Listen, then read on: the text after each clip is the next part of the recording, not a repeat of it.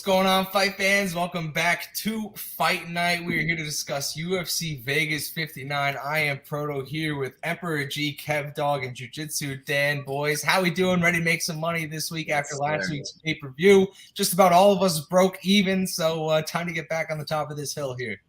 Yes, sir, man. Feels like we're due, man. We're due. So really looking forward to making it rain this weekend with you guys and breaking down this card. Yeah, underrated card, but I think we got some nice plays that I think are going to pan out this week. You know, we're due, boys. We're all due. Yeah, I mean, absolutely. After last week's King's Purse, we basically got swept on every single one of those plays that the three of us agreed upon. It would have been a much better night if we could have convinced Kev to side on us with Brandon Moreno and a few other picks. But we're not going to get into all that. We have a fresh week ahead of us here. And, without wasting any time, might as well dive right into this one. I know everyone's got this new Hall of Fame game. NFL season is starting up in about an hour now, so we got your attention until then. So, honestly, I think this first fight to start us off is a little bit of fireworks here in the women's division here with Ariane Lipski going against Priscilla Cachoeira.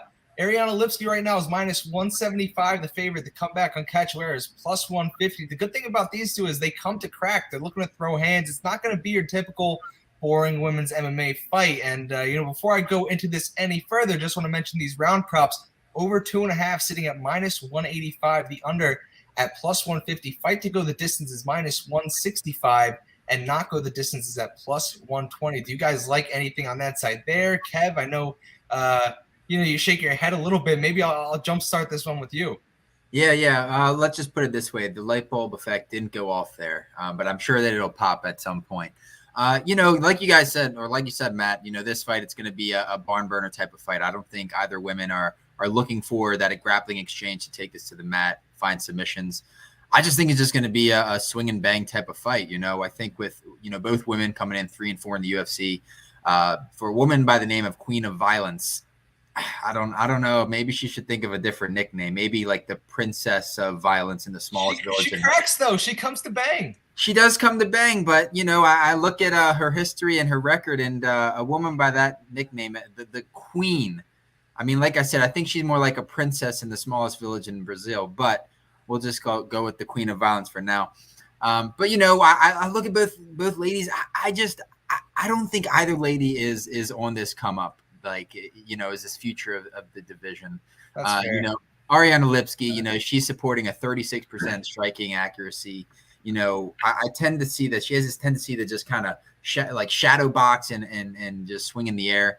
And then Cachoeira, she supports a 43%. So either women are super accurate, they're striking. But, I have no doubt that both these women are gonna bang here on Saturday night.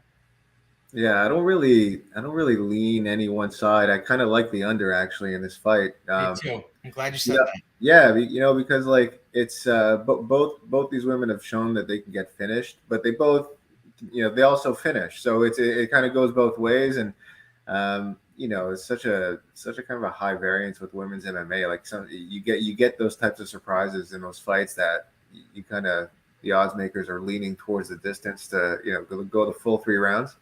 But I actually lean Cachoeira if I had to pick a side, truth be told, just because I think I think she's going to have the power advantage. And truth be told, I like to fade the pretty fighters. Lipski, she looks good. I can't put my money confidently in her. Yeah, I mean, Cachoeira definitely looks more the part, right? Like she's going to go out there and fight. But the good thing about Cachoeira, I kind of feel similar, right? I mean, for this weight division, she has like an eraser type power, right? Like similar to like, obviously you're not going to say like Francis Ngannou power, but when you're looking at pound for pound, this girl will put your lights out any given moment in this fight. And Lipski does have a path to victory. She's shown her maturity a little bit in her last fight. And I think if she's going to be smart, you're not going to stand there right in front of Cachoeira and trade at distance, right? You're going to want to get this one to the mat. She does have 3 submissions under her belt. I think she has a knee bar submission in the UFC. And I believe an arm bar on the regional scene and a rear naked. So she has, a plethora of ways to get you out of there once this hits the mats. And we've seen Cachoeira, once she goes down there, she's just like, but it's getting it to the mat. She's had one. I think she has 1 takedown in her entire UFC career. That's true. That's true. You just don't see it happening. Yeah, I mean, it's definitely going to be, I think, violence from the get-go, but I feel like once Lipsky does get cracked by that power of Cachoeira, if she's still in there, right, I feel like she's going to want to take this one to the mat. I mean, that just seems like the smarter approach here. Yeah, there's one thing about Cachoeira, you know, in her previous fight, you know, mind you, between the three of us, I don't think that she squeezed out that dub in that Jeon Kim fight. You know, that was a heavily debated decision there. Yeah, that was probably one of the, and in my opinion, I think one of the biggest robberies, and I didn't have a bet on that fight, but I thought that was one of the bigger robberies of the year. You know, Cachoeira absorbed, you know, 170 significant strikes. Only 5.5 months ago seems like a long time, but like, I know both of you guys saw her face after that matchup, and it was just smashed. She was busted up a little bit. Very much so. And I do hesitate to take that side given that damage that she took in that fight. Mind you, it does also seem on the other side that Lipsky seems to be pretty chalky this week. I don't know. Like, it seems like a lot of action is on Lipsky. You know, Cachoeira absorbs, you know, nearly 8 significant strikes a minute, which is like probably some of the highest in the UFC. I mean, she's just there to be hit. So, you know, but both ladies, I feel like both are. And yeah, I no strong leans on either side, but it'll definitely be a fun fight to watch here. We got Boomer in here saying that he's got Lipsky for the win, right? And he says could be by decision, could see the sub too. It's funny because I wrote down in my notes here, you know, she's sitting at plus 500 for the sub here. I know you mentioned before that it's hard to get this under the mat, right, Dan? Especially since she doesn't necessarily go for takedowns often. But on the flip side, the Cachoeira knockout props at plus 500 on its own right. Yeah, and you could have like Cachoeira overextend herself and end up get taken down by some kind of weird scramble but you know, Lipsky, she doesn't like sort of, you know, she has a couple wins by submission, but she's not sort of a world beater on the ground either. So it's, you know, I mean Cachoeira, well, you said plus 500 knockout. That's not bad. Knockout, yeah. No, that's not bad. You know? No, I mean, I feel like it's kind of a scenario where I think that's her only path to victory. I mean, I don't see the volume or anything else that she could do within the cage there to get herself a decision win. So you could almost play this one and just take Lipsky outright minus 175 and take a hedge on Priscilla by knockout at plus 500 if you wanted to cover, you know, all your angles there. I could definitely see that scenario playing out here. But, you know, if we got nothing else to add to this one, we can move on to this next one. This one, you know, it's been on my radar all week with like a big question mark around it. That's Sergey Spivak going against Augusto Sakai. Spivak is a pretty heavy favorite. I don't know if you guys agree with this line or not, but minus 280. Come back on Augusto Sakai plus 235. This line actually opened up at Spivak at minus 200. It steamed up a ton.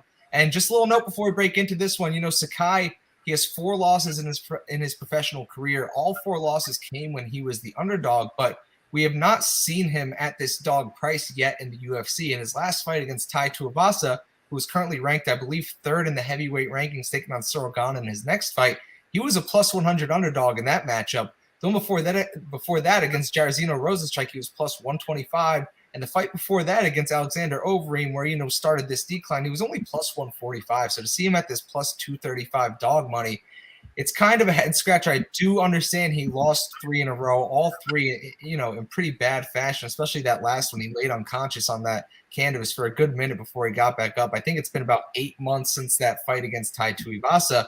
And, you know, not for nothing, Sergey Spivak, he's coming off a knockout win against Greg Hardy, but he's kind of got a weird UFC career, right? I mean, he had that one loss against Tom Aspinall. He took that fight on short notice. Obviously, it's Tom Aspinall. He's in the elite of the division there, but his knockout wins are both ground and pounds over Greg Hardy, Jared Vanderaa. He barely squeaked out decisions versus Alexei Oleinik and Carlos Felipe. And then, you know, he subbed Tai Tuivasa at the peak of Tai's losing streak early on. And then he has losses, as I mentioned, to Aspinall. He lost to Walt Harris in his UFC debut, and he lost to Marcin Tybura. So at minus 280, it's not a resume in the heavyweight division you necessarily want to back. I mean, I could be crazy here. I get Sakai is on this decline, but for me personally, at minus 280, I mean, I got to stay away from this one. No, it's hard to put. I think it's hard to put like straight money on Spivak, but I like him in parlays. I just, you know, with Sakai, I kind of, you know, you see how his UFC career has kind of panned out, right? He won, I think, 4 or 5 in a row. You know, they fed him scrubs and kind of built him up as this new Brazilian heavyweight contender. And the last 3 fights, we've kind of really seen who he is. And he's a guy that wins when he's supposed to win and kind of loses when he's supposed to lose. And I've actually been on the right side of him, I think, almost every one of his fights, because it's, you kind of know what you get from him. He's not the most durable. He does gas out like we saw in the Overeem fight. And, I think Spivak, a guy that has such a heavy takedown game, I just have a hard time seeing Sakai being able to get up if and when he gets taken down. And I think the line's actually about right here. And I actually see, Spivak getting the finish. I mean, Sakai, like I said, on his back, I don't really think he offers much. We saw what Overeem was able to do to him.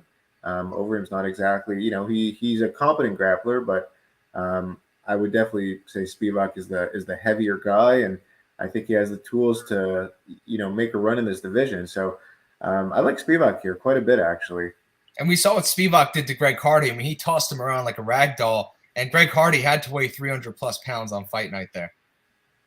Yeah, man. Yeah, Spivak is a big dude, and his losses in the UFC have all, they've been against solid guys. I mean, Aspinall, there's certainly no shame in losing to that guy. We see what he's doing in the division.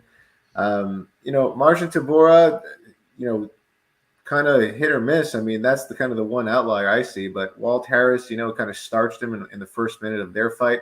Yep. Besides that, it's really been pure kind of domination from him for the most part. So he's lost to solid guys in there. Yeah. And I mean, Sakai, he's got a very interesting career in the UFC, right? He started off 4-0, thought he could be this guy from Brazil in the heavyweight division on this 3-fight skid. Sakai is that sling and bang heavyweight, right? That's really his method to madness, right? I mean, he's there to swing. He's not looking to take this down, not really looking for submission attempts. He has really, really strong knees in the clinch, which I'm pretty impressed by. He lands over 5 strikes per minute for a heavyweight. That's pretty solid. Obviously on this 3-fight skid, so you already know that his job is in jeopardy here. So it seems like he's most definitely going to have that chip on his shoulder. And I don't think that he's like this terrible heavyweight. The line is kind of hard to justify. I don't know. I think that Spivak definitely has more tools to his game. He has that hip toss that's really solid. And, I think that if he does take this to the mat once, I don't think Sakai is getting up here. Just that weight. Spivak has a really good hand control when he is on top. And, averaging over 3 takedowns per 15, that's super solid. Spivak 5-3 in the UFC. So, this is going to be a fun one. I don't think this is the definition of a sloppy one, because I just think that, both guys do bring something to the table here. And I don't think that both these guys are like the lower tier of this division. But should be a fun one. And we'll see if the polar bear can get the job done. Now, we've got like a few fighters with like a bear nickname on this card. This is kind of interesting. I wasn't aware of it. Yeah, there's the polar bear, and then there's the bear in one of the fights later on this main card. And I think there's another one on the prelim, some bear nickname. So nevertheless, we'll see if the bears will be out or if the bulls will be out. He's even got the bear tattoo on his chest there. So, I mean, he's the true guy right there. But I think I have a light bulb effect for you, Kev. Okay. This over 1.5 is sitting at -155 here. I get it's a heavyweight fight. Last week we got burnt on the heavyweight fight over 1.5 with Derek Lewis and Pavlovich there. But, Spivak's looking to grapple. Sakai's going to do whatever he can not to get knocked out this fight. I mean, coming off another knockout 8 months ago, he did switch gyms at American Top Team. I think he's been there for about 2 months or so. So, there's going to be some, stay far, try to get your shots off, don't get taken down. I feel like he's just going to do his best not to lose in this fight. So at that over 1.5 -155, I might take a stab on it. I'm not recommending it for the King's Purse because I don't think that we could all stomach another over 1.5 in a heavyweight fight together. But personally, I think I might take a little stab at that. Yeah, I mean, Spivak, he's not really one that like initiates that aggression. You know what I mean? And if he does, if he does bring it into the clinch, I could see a scenario where Sakai, lands some heavy knees to the body. But Spivak is built to, I think, absorb those kicks. And a little bit of feedback. I don't know if it's coming from Dan or anywho, but I don't have a lean on this fight. This line is so incredibly wide. Again, I think if Spivak takes this to the mat in the first round, it's just game over for Sakai. Just don't think he has the ability to get up. But Dan, is that me? No, he's muted. Anyhow, No, but yeah, no, should be a fun one, and can't wait to progress through this card with you guys. Yeah, I mean, Dan, you have anything else to add, or can we move on to this Ultimate Fighter finale? No, let's move on. I mean, like I said, I like Spivak. I've got him in a couple parlays. I think it's the right side. All right, cool. And moving on, we got the Ultimate Fighter finale here in the women's fight here. Juliana Miller versus Brogan Walker. Juliana Miller right now sitting at -125. Brogan Walker +105 on the comeback. Walker's the more experienced one in this situation. Miller only has, I believe, 3 professional fights. I know the 2 Ultimate Fighter fights are both counted as exhibitions. So, the experience advantage definitely on the Walker side. But I think if I'm correct, the 3 of us are all on the same side here, right? That being the Juliana Miller side? Yeah, Juliana Miller. I mean, I know that's a side I'm leaning. I think Dan said the same last night. Yeah. I've been on her since I saw on the card. That was one that I circled. I mean, she opened up as an underdog. I didn't catch her at the dog price. I do have her though now that the line flipped. I caught her at like -110. I think now she's at like -130. Yeah, it's moving on up, and not for nothing. Brogan Walker, she does have her 2 professional losses to Pearl Gonzalez and Erin Blanchfield with a win over Miranda Maverick. So I do understand, people looking into this fight, why they would favor that Brogan Walker side a little bit, right? But, Juliana Miller kind of brings the fight to you, and Brogan Walker necessarily doesn't do anything spectacular, whereas Miller can really submit whoever gets in front of her. I think, I know Walker hasn't been finished, even especially against someone like Erin Blanchfield, but I think Miller could get the sub in this spot. I don't know about you guys. Yeah. It's really interesting to see the trajectory of Brogan Walker. I mean, they're in Invicta. She's fought some UFC talent, years back, but I think in this matchup, Juliana Miller is going to have that grappling, that BJJ advantage here. It just seems like Miller fights with more urgency. You know what I mean? Absolutely. I thought the same thing. Like there's more, it seems like there's just more fire under her ass when she fights. And, that's just the type of fighter, I would want to put my money on, right? It just seems like Walker's a little bit more patient with her shots. And, when it comes to Miller, she's just relentless, man. She's wild off the ground, if she gets taken down or if she's on top, man, she stays active looking for that submission. Even though she's only has, a 2-1 record professionally, I believe she has quite a few grappling matches. Yeah, I mean, she's 4-1 if you include the Ultimate Fighter with 3 submission victories out of her 4 wins. And she got that 1 loss back on the Ultimate Fighter for what it's worth. I mean, she ended up beating that opponent in the second time they trained. But one note I wanted to add here, I mean, obviously she'll have a 3-inch height advantage. I think the reach is the same, but she trains at 10th Planet Jiu-Jitsu, and one of her teammates there is Pearl Gonzalez, who is one of the 2 women to hand Brogan Walker her losses there. So I think she's going to gain a little bit of experience there. And another line I was looking at, +500 on the Miller sub. I understand Walker has not been finished. And like I mentioned, she fought Erin Blanchfield. She fought Miranda Maverick, Pearl Gonzalez. They were not able to finish her. But, for what it's worth, Blanchfield has, I think, 2 submission wins out of 8 wins, whereas Miller, like I mentioned before, 75% finish rate, all submissions there at +500. She's the favorite, -125. And like you mentioned, Kev, she brings the fight to you. She's looking to brawl. She's looking to end the fight when she gets in there. So, I'm willing to take a stab at that +500. I'm not going to get too greedy, though, with it. Maybe just throw a small play because I really do like her side at -125. Yeah, I mean, I love that we're all on Miller. I say King's Purse bets. Absolutely. This is one of the spots I really like for the King's Purse this week. Yeah, no, she's impressed me, and obviously, 8 years younger, and I think she avenged her only loss, beating the girl, the only woman who's beat her on the show. So, she's that shows that she has kind of the dog in her, and I think that's what you want. I mean, Walker, 34, not over the hill, but I think, there's certainly a little bit late, later on in her career.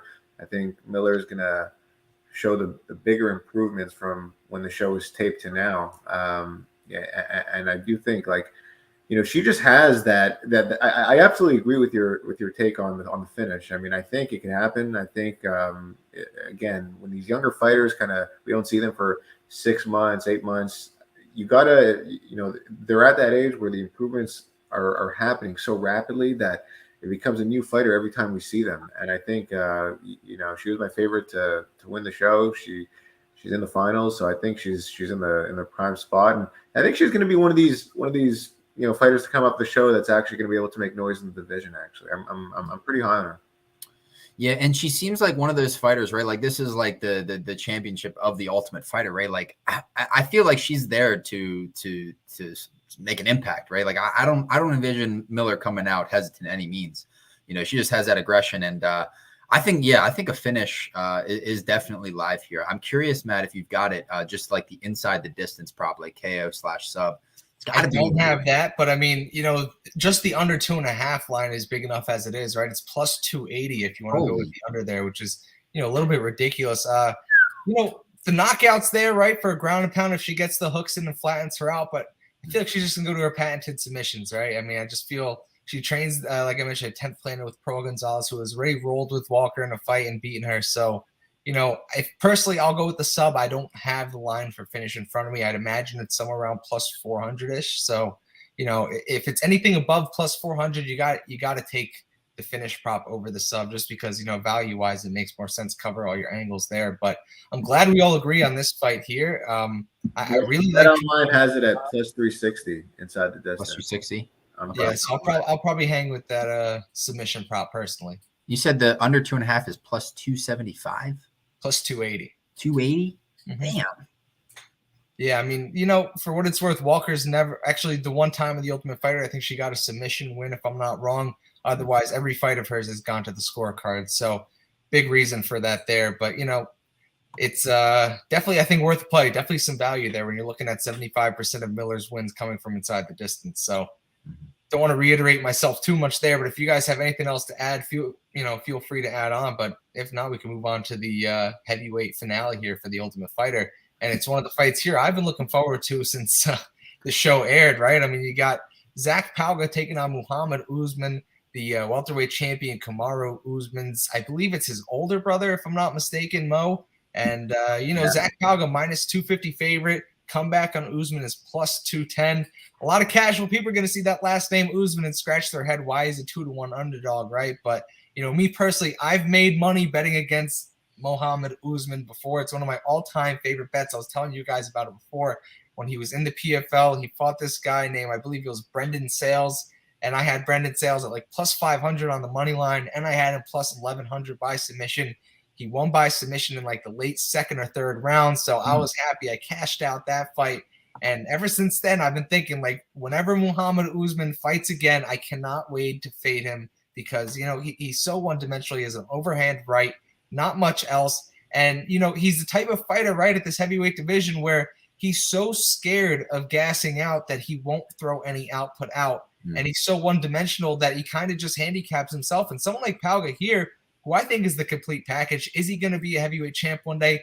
At 34 years old coming to the UFC, I'm not ready to make that assessment, but I do believe he's more athletic than Usman is. Usman, like I said, he just has power there. And it's not crazy power either, right? Like, he doesn't have Ngannou power. I don't even think he has Curtis Blades power. But, it is worth to note that he does have power. But speaking of Curtis Blades, Pauga is his main training partner, right? So that's another positive in his favor. But, this is more so just a fade on Usman for me. I mean, Pauga is a competent fighter. So I'm more than comfortable taking him at minus 250. It opened at minus 230. So for the most part, I'm definitely going to take Pauga outright at minus 250. Going to throw him in some parlays. I'll probably take him by decision too at plus 165. I think that's a great value there. He doesn't want to go into the fire with Usman. He's well aware of that. He wants to gas him out. So looking at a late finish for Pauga or a decision victory. That's at least how I see this one happening. Yeah, if there's one thing about Muhammad Usman, I mean, he's very physically gifted. And he's massive. Watching some of his previous fights, even watching him fighting Dontel Mays back in 2018, he's just so one-dimensional, man. Like, he just, when he swings, he leaves so many openings. And a guy in Pauga, he fights very disciplined. It seems like he's going to have a massive IQ advantage here. Even like the hand speed, I think that you can make an argument that Pauga has the advantage. I mean, he's no slouch either. So, yeah, I like Pauga here. The line is super, super wide. It could potentially be a parlay piece. Still got a little bit more digging to do. But, one thing about Pauga that I noticed on the show is he's he seems like he's very like coachable. Like he's willing to take those steps to evolve. And, you know, he showed a lot of promise this season. You know, obviously experiencing the LFA and in Cage Warriors. And you mentioned that he's a training partner of Curtis Blades. His main training partner. Yeah. He actually flew out to London for Blades' last fight because it was his mid training camp. So he had to get to working with all his coaches and his partners that were all over in London. So love it. So yeah, no, it's almost like he was destined for the spot. And yeah, I mean, look, it's the last name Usman, but you know, there's just no comparison there with his brother. Dan, what are your thoughts on this one? I'm not as convinced Usman is such a fraud. I mean, at least in this match, I don't think I'm going to be betting this fight. I'll just sort of preface what I'm about to say, just because I don't think we'll see two favorites win in the Ultimate Fighter finale. So if Warren Miller, I mean, I think Usman, you know, I actually think he's going to be the more physically imposing one in there. Not to say that I think he'll be using it to, you know, kind of its fullest extent. I mean, he showed promise with a better jab. You know, he has the overhand right. He has some power, but it's like you're right. He's kind of afraid to gas himself out. So you see that he kind of holds himself back a little bit, which leads me to think like this one might be a 3-round snoozer. You know, maybe a little bit hesitant. If he goes for it, I mean, he can catch Pauga and finishes him. I can see that happening. You know, it's heavyweight, right? These guys land one punch in the right spot. I don't think Pauga, like you said, he's not going to be challenging for a title anytime soon. I think he's good. He's competent everywhere. I wouldn't say he's amazing anywhere. I agree with that, yeah. But, you know, I think the odds are about right. But, you know, I at this price, I couldn't bet. It's a dog or pass situation for me at this price. Yeah, it seems like. Go on, Kev. No, I was just gonna say, it seems like if you're on the Usman side, that the KO prop is like his only path here, right? Like, I can't imagine a world where he's outstriking Pauga. I mean, unless he compromises. Or split decision. Or split. I mean, you never know with these judges, man. But you know, it just seems like, and with that KO prop, I mean, it's got to be blown up given that he's already a massive underdog. I've got to imagine it's in the plus 350 to plus 500 range on the Usman side. But yeah, no, and given that Pauga, you know, is alongside Blades, I mean, you can't ask for a better training partner in this spot, you know. So you know, it's one of those things, like you say, it's a snoozer, but like with the stakes at hand, right? Like the Ultimate Fighting Championship, you've got to imagine both these guys are going to leave it out there. So going to be an interesting fight, and we'll see if we'll have two Usmans in the UFC. I really think this one goes the distance. I agree with Dan. I do think it's going to be a snoozer. I mean, I've been watching Usman for like 2 years now, and it's like the same story every single time. Like I mentioned before, he's so handicapped by his cardio issues that he's afraid to throw. And like I mentioned, he has knockout power, but it's not like the great eraser power that we see in this division. So I'm not so quick to think like Pauga's going to be winning and then Usman catches him with something. And I think the threat is there, though, and Pauga's aware of it. Like, he comes from a smart camp. Like, Blades, you know, he's always wrestling to decisions, right? So 3-round fight, you know, the Ultimate Fighter finale on the line, the belt on the line. These guys are going to try to play it safe. And I think, you know, Usman I just feel like he's so troubled mentally about, you know, gassing out that he's just, like I mentioned, he's just afraid to fight. And I think Pauga's going to capitalize on that. That's why I like that plus 165 decision prop on the Pauga side. But you could even take plus 110 fight to go the distance. Just I don't see either one getting the other one out of there. Yeah, no, I like it, man. But all right, we'll move on to this co-main event, right?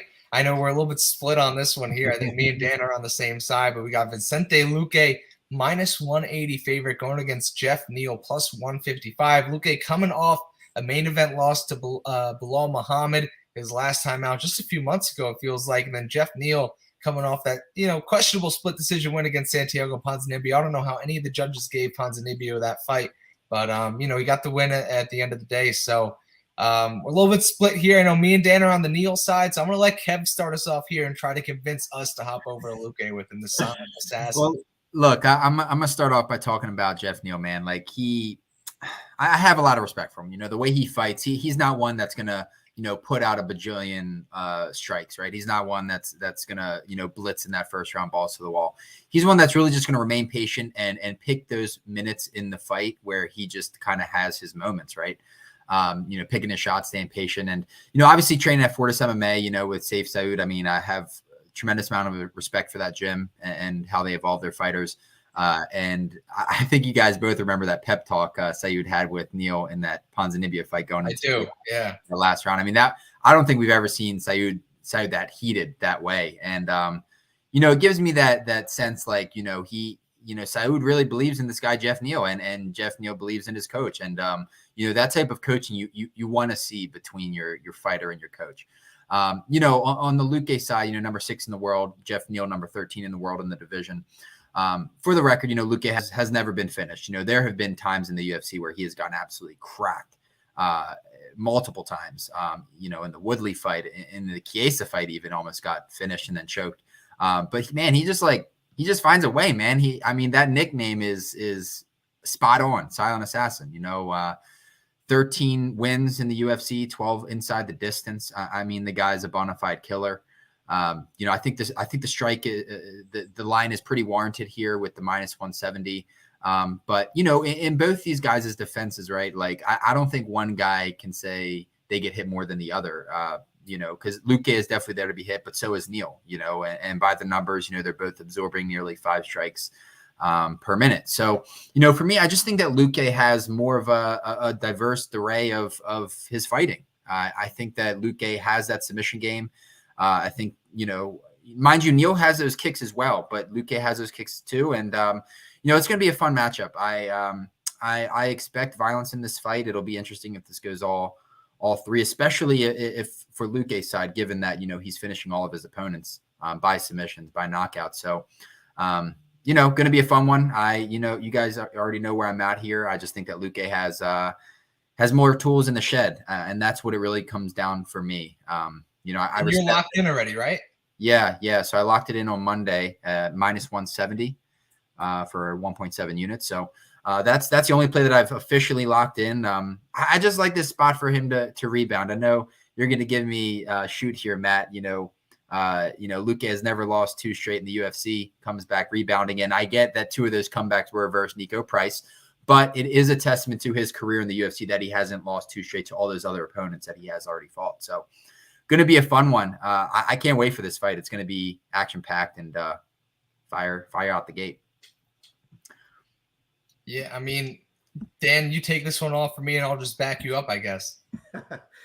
Well, I'll start by saying that this is officially going to be my 3rd MMA handicap bet. So Neal +3.5 is the bet that I like here, -130 for like a number of reasons. I think you're right. Luque has more routes to victory, right? Because he has the sub, and Neal, we don't see him subbing anyone, and he could get caught, but I think he hasn't. One thing's for sure, he doesn't get controlled on the floor, and so I see this ending up, being a banger, stand and bang. These guys are going to be right in front of each other for 3 rounds. It's going to be tough seeing a finish. I don't really see any way that we get a finish on either side. And so the way that I kind of see this fight is Jeff Neal going to be able to win one of the 3 rounds? And I think yes. With the way the judging is today, I think we can see Neal outstrike him for 2 rounds, even 3 rounds. Luque is very hittable. And I think, you look at the numbers, yes, they're both similar from a, strike absorbed per minute standpoint. But I think Luque also wears the damage a little bit more in his face when he gets hit. Yeah. And that's gonna play into this, I think. I think Neal's also going to have the speed advantage, which sort of in the pocket can prove to be a difference maker for sure. So the Jeff Neal +3.5 is is a bet that I really, really like here, and you can get that at -130. For the viewers, because that's not a very common bet. Do you mind explaining, what that is? Because I at first, when you had that first type of bet, I couldn't even put 2 and 2 together. Yeah, so basically, if I'm betting Jeff Neal +3.5, right? If he wins by finish, I win obviously. But if it goes to decision, and it's 29-28 on 3 of the judges' scorecards, I'm still going to win, right? So you're essentially just adding up, all 3 scores, and then you add another 3.5 points, or you subtract, depending if you're taking, if I was to take Luque, it would be -3.5. So ultimately, the way I look at a bet like that is whether or not it's going to be competitive. And I bet this for Shane Burgos, Charles Jourdain, which turned out to be a great spot. Jourdain really came on in the last round, and the bet hit. So I see this being a close fight, and potentially Neil either winning one round or taking the fight by decision. Now, is it void if Luque knocks him out or submits him, or is that a loss? Yeah. So if Neil gets knocked out, he loses. Yeah, the bet is lost for sure. Yeah. Okay. So I'm in a similar boat. I'm not, obviously I'm not taking that same bet as you. I don't have it available to me, but I like Jeff Neal by decision here at +400. I think that line is super wide here. And when you look at Vicente Luque, I mean, 6 of his 8 losses are by decision. The other 2 are by submission. So we're not worried about the sub here with the Jeff Neal side. And the knockout side, Luque has a granite chin. Is Neal going to be the one to crack that? I'm not so quick to say yes. I mean, because Neal fights a lot more measured now than he did earlier in his career. Credit to Saif Saud and his team there. But we mentioned this, off air, Dan, when we were talking about this fight last night. I am a huge fan of the way Neal, gets in and out of exchanges and avoids getting hit. And I think credit to that is obviously his speed. He's going to have the speed advantage in this one, but he's also a southpaw, right? And southpaws are a little tricky to go against, especially against someone, with Luque here, who's orthodox. I just caught my iPad from falling off my desk. I'm like fucking the man right there. But I think Jeff Neal really is going to, just get in and out of his spots. He's going to avoid dangerous situations. He seems to do a really good job of that. And, Luque, he's a good striker, right? I'm not going to talk anything down about his striking, but look at the guys that Neal's losing to, like Wonder Boy, right? Like, he's a phenomenal striker, and that's Neal's whole game plan there. And even Neil Magny, he's just super long, and he's tough to get within. And, I just think that the puzzle in front of him here with Vicente Luque isn't as troublesome for Jeff Neal. I think it caters to his style a little bit. And Luque is not necessarily going to hunt takedowns himself. And if he does, Jeff Neal has 85% takedown defense, and he's fighting some of the best guys in the whole division. And, you want to use a little bit of MMA math. Jeff Neal beat Bilal Muhammad, and Bilal Muhammad just beat Vicente Luque, right? If you believe in 1 + 1 = 2. Obviously, it doesn't matter in this situation, but I really like Jeff Neal here. By decision +400, I think it's great value there. I don't see him putting out Luque, due in fact to Luque's chin, and just the way that Neal really fights lately, just a lot more measured point fighting, you getting in and out. But I will add, Neal tends to be a slow starter, right? So I think there might even be a situation here where you could live bet him and wait until after the first round takes place to get a number on him, get a view on how this fight is unfolding, see what Luque's plan of attack is, and more likely than not, you could see Neal drop that first round and, gain data and, take over in rounds 2 and 3. Yeah, man. If Luque somehow finds a Darce choke in this matchup, he will officially be the Darce choke king of the UFC. More than Kyle Dawkins? Hey, Darce Knight? He's in the radar as well, man. But yeah, no, this is gonna be fun. I agree with you though. I think Neal, he has this pace where he does start off kind of slow, but he just like picks it up as the fight progresses. And I'd be lying if I said I wasn't slightly hesitant now. Going into that third round, I think if we see a third round, I think Jeff Neal wins it well over 60% of the time. Like I think that he, like, just his style, the way he paces himself. So it's just one of those things. Like if he can pick up, one of those first 2 rounds, I'll definitely be sweaty here in Oregon. But that's why you gotta be on Neal +3.5, man. You'll still get the, if Luque wins the unanimous decision, or I mean, that's you still get your side, but yeah, and we talk about Luque's durability, but Jeff Neal is just as durable, right? Like he's never been finished in the UFC, if I'm not mistaken. And then just looking at his career, he hasn't been finished since in the regional scene, like Kevin Holland. Yeah. So both these guys are extraordinarily tough. I'm looking at like the over 2.5 at like -105, but I feel like we could probably squeeze out some value elsewhere. So what are the odds on that +3.5? Well, we don't even have it on DK, do we? It's -130 is the odds on it. 130. So my issue is that Luque, his style doesn't cater to decisions, right? Like he's not winning on the scorecards most of his fights. He's just one of those guys that capitalizes on moments in fights. And, that's a credit to him having 12 out of 13 wins by finish, right? And look at the fight against like Tyron Woodley, right? That finish there. Look at the fight against Michael Chiesa, that finish there. It's like a fight he's losing the entire round, and then all of a sudden he just flips it on you. That's like he's the best at capitalizing on his opponent's mistakes. And I think just Neil is just a lot more measured, though. He's I don't see Neil making that mistake for Luque to capitalize on, is what I'm getting at. Yeah, fully agree with that. So, Kev, we're going to win. You're going to lose. It's going to be great, just like last week with Brandon Moreno. We're going to be mad at you that we didn't put Jeff Neal on the King's purse for the second week in a row. But you know what? Maybe you'll flip it on us next week. You'll come out here. We'll both be doing shoeies for you. But we'll see. We're waiting for that illustrious shoey on cam. One of these days, we'll make it official. When one of you guys take the bet against me, I almost got Dan this week with Bueno Silva versus Egger, but I don't think he wants any part of it. No, I'm not nearly as confident. Although I am on Egger, I did better. Gotta keep your shoey where your mouth is. Not a shoey. But I think we covered that one up. We're gonna be button heads on that Saturday night when the time rolls around. But let's move on to this main event here. I mean, you got the light heavyweight bout. You got the guy in Jamal Hill, right, making his waves throughout that division, and a guy in Thiago Santos who's been playing gatekeeper lately in his last few fights. I mean, Jamal Hill, overwhelming favorite at -300. Thiago Maheta Santos coming back at +250. Not for nothing, this line hasn't moved as much as I thought it would. I mean, Sweet Dreams opened up at -275. It's only moved 25 points in his favor to -300. And wouldn't be surprised if this one climbs up to -320, -330 by fight time. But it's pretty obvious that, Hill is the favorite. He's got that knockout power. Majority of wins are in the first round by knockout. And Thiago Santos, man, he cracks too. But as we all know, he's well over the hump of his prime ever since that John Jones fight. But Kev, I know you might have a differing opinion on this one. I saw the props you were sending in earlier, so you're going to kick this one off for us, and we're going to react to it. Yeah. No, I mean, this is just one of those fights where I look at a guy in Thiago Santos, 38 years old. He's number 6 in the division, which is kind of like crazy to me. But I was doing a little math earlier, and I'm looking at Thiago Santos's volume after the John Jones fight, mind you. In that John Jones fight, he had a very, very significant knee injury. And I mean, I'm not talking just like a torn ACL.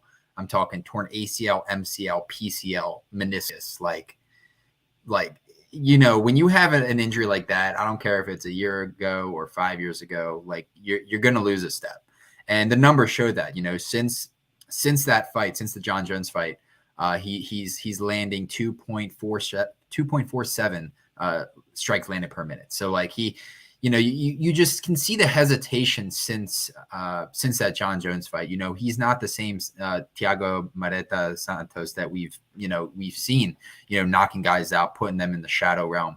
On the Jamal Hill side, the definition of a sniper in the UFC, like that's who he is, man. Sweet dreams. He's looking to put your lights out. He is going to have a 3-inch reach advantage in this spot. And, one thing about Hill, man, is when he smells blood, he's going to go after it. And, there's some really interesting approaches with this fight. Obviously the KO prop for Hill is at -150, which I find pretty appealing. I can't imagine this fight going all 5. I just have a tough time thinking that in 25 minutes in a locked octagon that one of these guys isn't going out. So, I think eventually I'll probably jump the gun there on that -150 prop. But there is a prop on the Santos side that I'm having a really troubled time ignoring. Thiago Santos round 1 +1,000. Thiago Santos round 2 +1,500. You look at the implied odds, right? That +1,000 line, that's basically saying that Santos has a 9% chance of knocking him out in the first round. And I think it's like nearly double that. Like I think we're talking more like in the 15 to 18% range. And even in the round 2 prop, they're telling us that the implied odds that 6% of the time that happens, I have a tough time buying that, and I do think that Hill, when he swings, that there are openings. And I think that, he has kind of gotten lucky in a sense of not getting clipped yet. And I think that it could be a real possibility. But the thing with Santos is he's not going to be the one putting out all this volume, I mean, in his previous, 5-round fight, I mean, he landed, not even like 30. It was like right around 30 significant strikes. It was just so low volume for my liking. And look, if he lands that big hammer hook early, it wouldn't surprise me. I don't think we've really seen Jamal Hill really get tested yet in the UFC. And in Santos's defense, man, this is Jamal Hill's toughest matchup of his career. Whether it's a 38-year-old Thiago Santos or not. But man, I just have something about Jamal Hill, man. He has this type of confidence, this aura about him that is really hard to not bet on this man, right? Like you can tell this man is on a mission to the top. And I think that in the small sample size that we've seen in some of the fights that I've seen on the regional, I think that his cardio is in check. I mean, if it reaches those later rounds, we'll see. But this is going to be a fantastic main event here. Going to be absolute fireworks, and can't wait to hear you guys breaking on this one.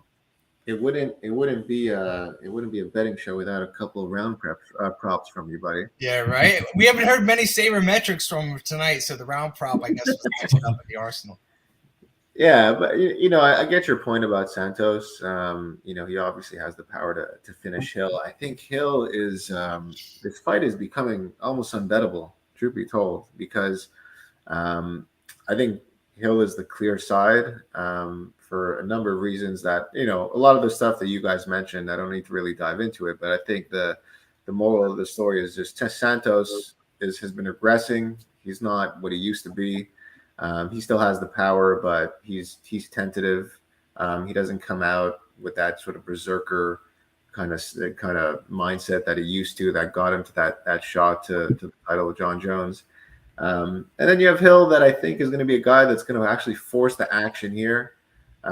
He's going to bring the fight to Santos. We've seen in some of Santos's fight where his opponent has been fine to just kind of sit back and like outpoint him to a decision.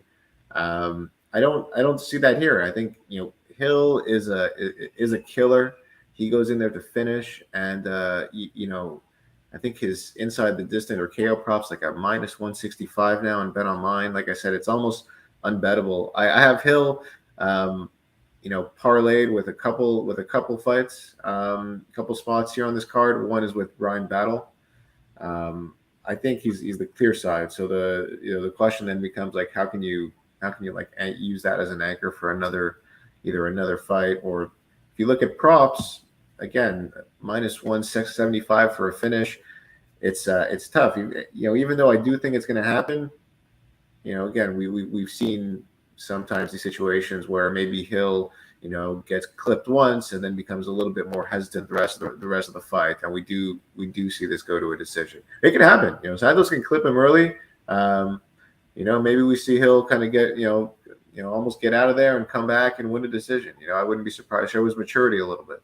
Dan, thank you so much for saying that, right? Because I've been sitting here waiting to go my turn for my hot take on this fight. And that's Jamal Hill by decision plus 550. I mean, we see it in all his past few fights with Thiago Santos. He does a phenomenal job making his opponents look boring, right? And that's due to the power that he offers. I mean, yeah, he's much slower at 36 years old with that full knee replacement, right? But he still cracks, and everyone knows that. And Jamal Hill, he's the type to get ahead of himself early a little bit. We saw it in the Paul Craig fight. Obviously, it's a huge learning curve for him at that point in his career. And going against someone like Thiago Santos, I think one little mistake earlier in the fight could really set the tone for the entire duration of these 5 rounds. And honestly, at over 1.5 at -145, I like that as well because Thiago Santos stays out of danger. He hasn't been getting finished. And look at the guys he's been fighting. I mean, like Magomed Ankalaev, Alexander Rakic, right? That's just to name his last 2 opponents. Johnny Walker as well. They won all 5 rounds. So it's not like it's something new. I feel like every time Thiago Santos headlines a fight night, which seems like every time he fights, I'm coming into the fight thinking like, oh, this could be first round. It's going to finish. Someone's going to get knocked out.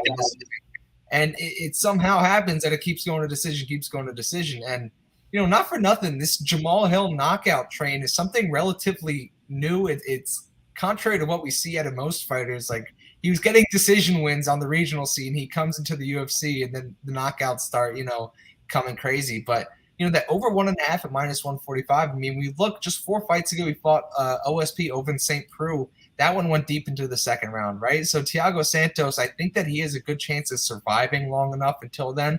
And then even on the Contender Series fight, that fight was 30 seconds left in the second round before Hill finished it. And like I mentioned, he had 3 or 4 decision wins on the regional scene before coming into the UFC. So I really think that there's an angle for this one to go over. I really think that the value is on Jamal Hill by decision at plus 550 instead of laying, what'd you say, -130 on the knockout prop? And not for nothing. -175. -175. So that's insane because look at Thiago Santos' entire career and look at who he's fought. He hasn't been knocked out since 2018 when David Branch caught him halfway through the first round. Other than that, he's only been knocked out one other time in the UFC by Gegard Mousasi. So I saw that fight live actually at the UFC. Did you? I did, UFC 200. Oh, that's great, especially at that point of both their careers. Like that must have been a sick fight. I don't know who the favorite in that one was, but I have to imagine it could have been Santos, right after that run that he was on at the UFC. I don't remember, but I remember him getting flat. I remember thinking about that fight as I was sort of thinking of my breakdown, and I asked myself the same question. I see the path to a decision. I just think it's contingent on Hill's whether or not Santos can clip Hill. I think if Santos can hit him early and get him scared of his power, I think Hill gets him out of there. Yeah, especially because we see Santos, he's comfortable striking on the back foot. I mean, he spent his last 4 fights doing that, right? Yeah, he has to earn his respect. If he doesn't, Hill is just going to walk him down, and then once he kind of, once he gets going, I mean, the guy is a stud. I think he could find his chin. So it really comes down to which Thiago Santos we kind of see.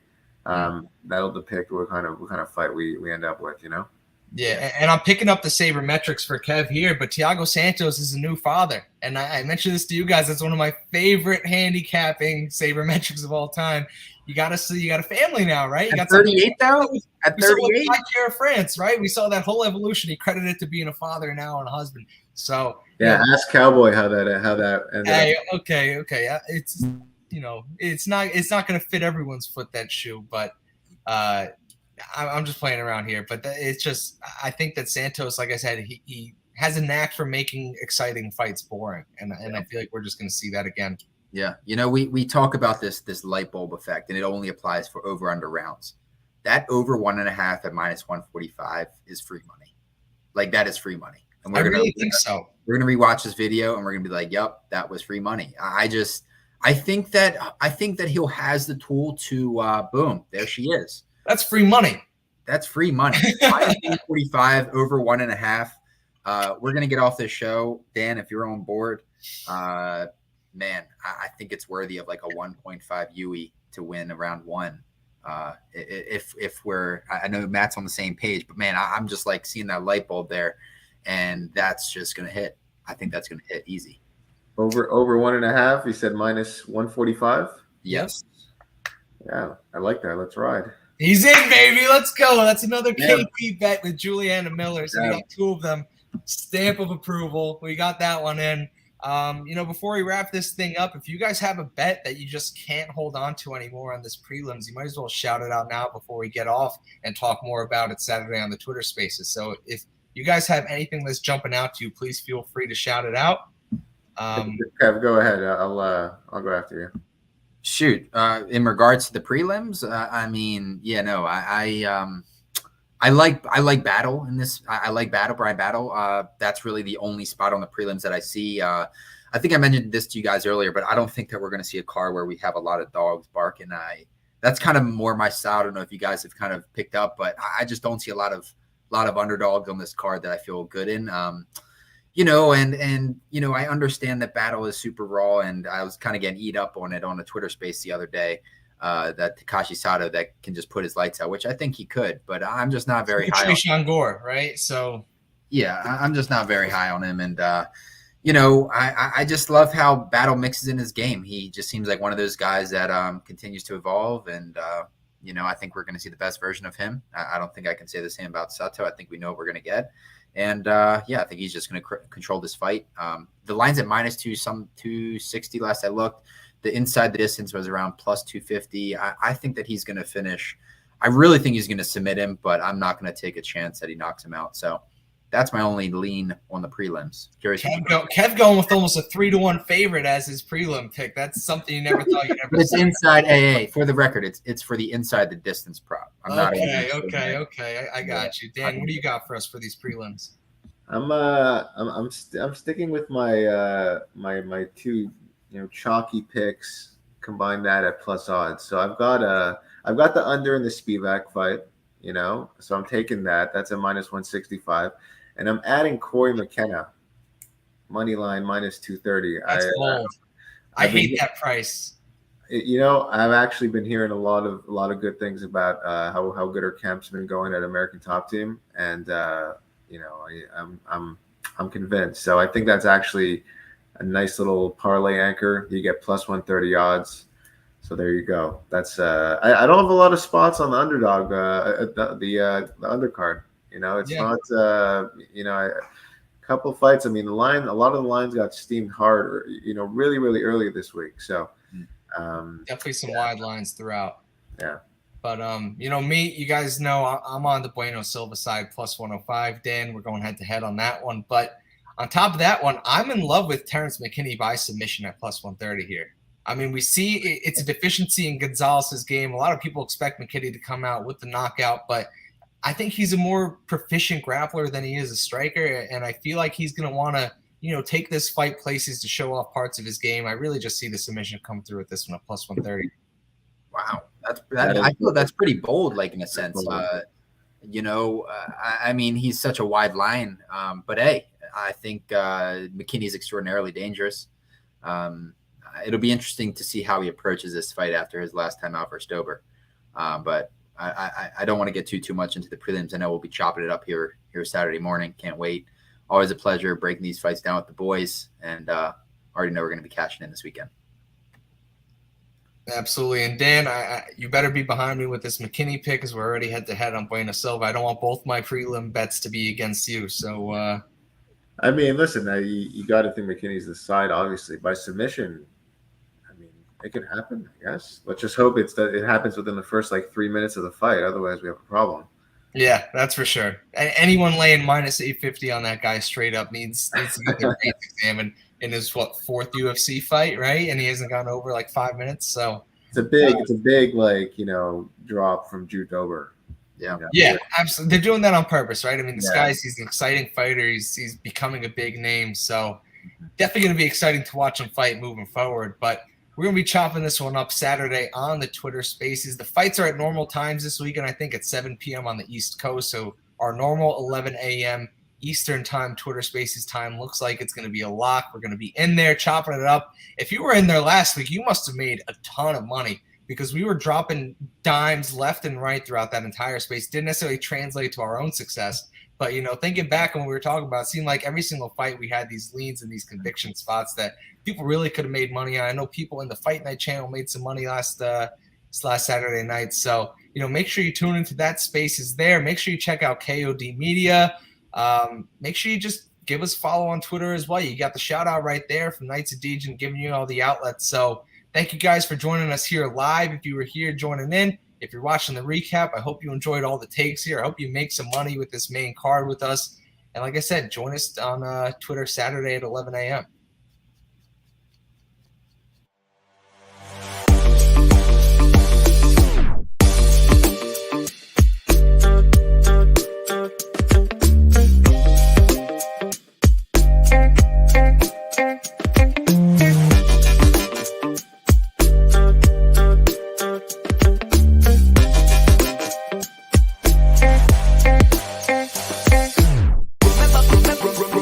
Go.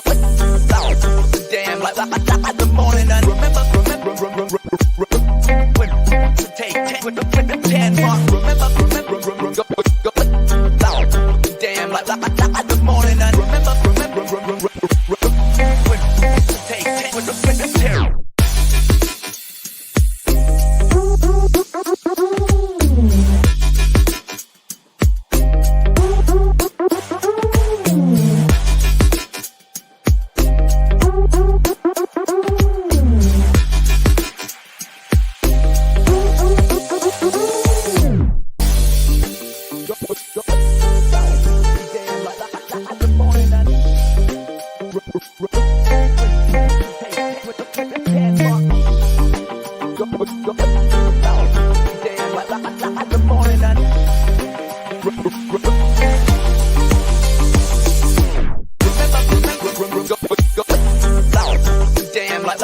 the morning.